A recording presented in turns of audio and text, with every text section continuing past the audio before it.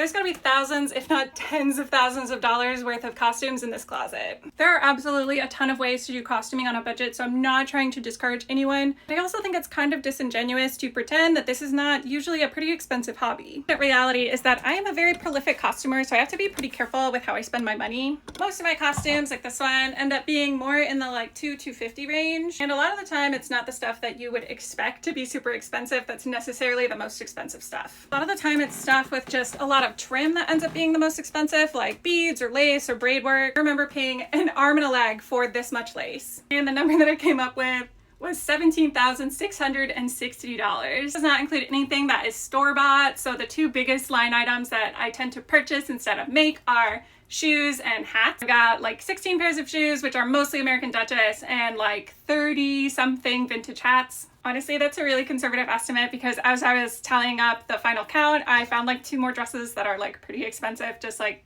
hanging around. I know that $17,000 on a hobby sounds absolutely insane. I think the monthly expense actually only comes out to like $200 or $300. Still a lot of money, but not that crazy.